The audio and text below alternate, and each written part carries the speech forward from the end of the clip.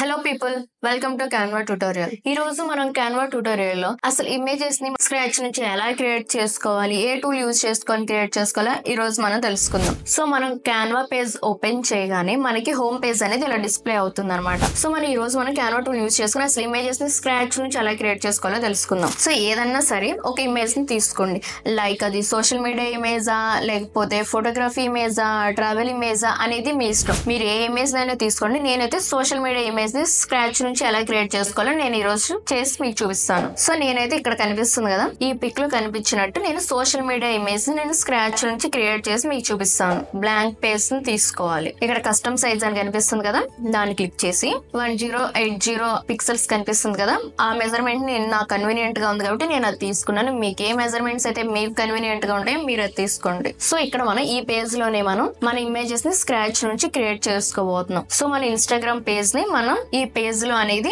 మనం యాడ్ చేయబోతున్నాం. సో మనం ఏదన్నా సరే ఎక్స్ట్రాగా ఎలిమెంట్స్ అనేవి యాడ్ చేసుకుందాం అనుకున్నా, లేదు నాకు ఇంకా ఏదన్నా సరే ఎక్స్ట్రాగా కొన్ని థింగ్స్ యాడ్ చేసుకుందాం అనుకున్నా సరే, ఇక్కడ మనకి ఎలిమెంట్స్ అని కనిపిస్తుంది కదా, దాన్ని క్లిక్ చేసి ఇక్కడ మనకి సర్చ్ బార్ అనేది ఓపెన్ అవుతుంది అనమాట.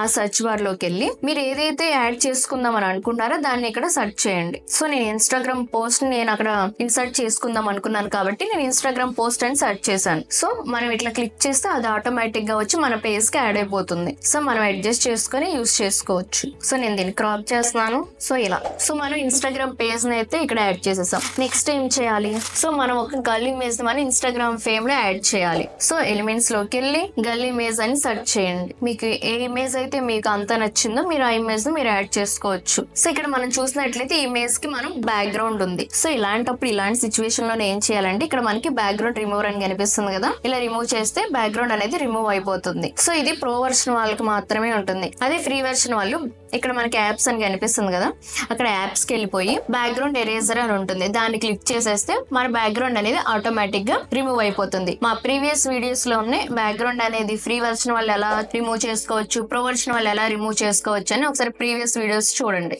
సో మనం ఇప్పుడు గర్ల్ ఇమేజ్ ని ఇన్స్టాగ్రామ్ ఫ్రేమ్ లో యాడ్ చేయాలి.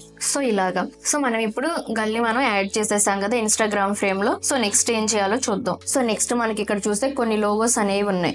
ఇన్స్టాగ్రామ్, స్నాప్చాట్, వాట్సాప్, ఫేస్బుక్ ఇలాంటి లోగోస్ అనేవి ఉన్నాయి. ఇవన్నీ కూడా మనం యాడ్ చేద్దాం. Go to elements, search for logos. మీకు ఏ లోగోస్ కావాలో మీరు ఎలిమెంట్స్కి వెళ్ళి సెర్చ్ చేసుకోవచ్చు. ఇలా మీరు అడ్జస్ట్ కూడా చేసుకోవచ్చు. సో నెక్స్ట్ సమ్ లైక్స్ తీసుకుందాం. ఇన్స్టాగ్రామ్ అంటేనే లైక్స్. సో మనం ఇన్స్టాగ్రామ్ కి లైక్స్ యాడ్ చేద్దాం. సో మనం ఇక్కడ లైక్స్ అయితే ఏవైతే ఉన్నాయో అవన్నీ కూడా మనకి గర్ల్ ఫేస్ మీదకైతే వచ్చేసాయి. సో మనం ఏం చేయాలంటే ఇప్పుడు లైక్స్ ని మనం బ్యాక్ కి పంపించేసేయాలి. ఎలా పంపించాలంటే ఇక్కడ మనకి లైక్స్ అని కనిపిస్తుంది కదా, లైక్స్ అనే కాదు మీ ఏదైనా సరే ఇమేజెస్ ని కానీ క్రియేట్ చేసేటప్పుడు మీకు లేయర్స్ అనేవి, సో నాకు ఈ లేయర్ అనేది బ్యాక్ వెళ్ళిపోవాలి అనుకున్నప్పుడు ఏం చేయాలంటే సో జస్ట్ దాని మీద క్లిక్ చేసేసి ఇక్కడ మనకి 3 డాట్స్ కనిపిస్తున్నాయి కదా, దాన్ని క్లిక్ చేసి లేయర్ కనిపిస్తుంది కదా, లేయర్ మీద క్లిక్ చేసి సెంట్ బ్యాక్ చేసేసామంటే ఇలా బ్యాక్ వెళ్ళిపోతాయి అనమాట. మరి మనకు అంత బ్యాక్ వద్దు, కొంచెం ఇలా మనం అడ్జస్ట్ చేసేసుకోవచ్చు. సో నెక్స్ట్ ఏమున్నాయి, ఇంకా స్నాప్చాట్ లోగో ఉంది. సో మన స్నాప్చాట్ లోగోని కూడా యాడ్ చేసేద్దాం. సో స్నాప్చాట్ లోగోని తీసుకున్నాం కదా, జస్ట్ ఇక్కడ మీకు తగ్గట్టుగా మీరు అడ్జస్ట్ చేసుకోవచ్చు. సో నెక్స్ట్ చూస్తే ఫేస్బుక్ అండ్ వాట్సాప్ లోగోస్. ఏదైనా సరే ఎలిమెంట్స్ యాడ్ చేసేటప్పుడు సో నాకు కొంచెం ఎలిమెంట్ అని ఇంకా కొంచెం డిఫరెంట్ గా నేను యాడ్ చేసుకోవాలి, ఇట్లా స్ట్రైట్ గా కాకుండా కొంచెం కార్నర్ కి రౌండింగ్ గా అంటే బాగుండే ఎలిమెంట్ అనుకుంటే ఇక్కడ మనకు జస్ట్ కనిపిస్తుంది కదా, దీని మీద క్లిక్ చేసి ఇలా మనం అడ్జస్ట్ చేసుకోవచ్చు మనకి ఎలా కావాలో అలా. సో నెక్స్ట్ వాట్సాప్ లోగోని కూడా యాడ్ చేసేద్దాం. మీ ఇమేజెస్ కి తగ్గట్టుగా మీరు అడ్జస్ట్ చేసుకొని యాడ్ చేసుకోండి. మనకి వాట్సాప్ అంటే ఏంటి, మనకి ఎక్కువ నోటిఫికేషన్స్ వస్తానే ఉంటాయి. సో మనం మైక్ ఐకాన్ తీసుకుందాం. మైక్ ఐకాన్ తీసుకొని నోటిఫికేషన్స్ కి రిప్రజెంట్ గా మనం మైక్ ఐకాన్ ని మనం అక్కడ యాడ్ చేసుకుందాం. క్లిక్ చేసేసి ఇలా మీరు ఫ్లిప్ కూడా చేసుకోవచ్చు. ఇలా ఇంకా ఏ ఇమేజెస్ మనం ఎక్స్ట్రాగా యాడ్ చేయాలో చూద్దాం. ఇంకా మనం చూస్తే ఇక్కడ మనం లైక్స్ ని యాడ్ చేయాలి. లైక్స్, షేర్స్ అండ్ కామెంట్స్ తీసేసుకొని జస్ట్ ఇక్కడ ఇలాగా మీరు అడ్జస్ట్ చేసుకొని మీరు యాడ్ చేసుకోవచ్చు. ఇలా మీరు ఇమేజెస్ ని మీరు స్క్రాచ్ నుంచి క్రియేట్ చేసుకోవచ్చు. సో ఇప్పుడు మనం చూసినట్లయితే మన ఇమేజెస్ కి వైట్ బ్యాక్గ్రౌండ్ అనేది ఉంది.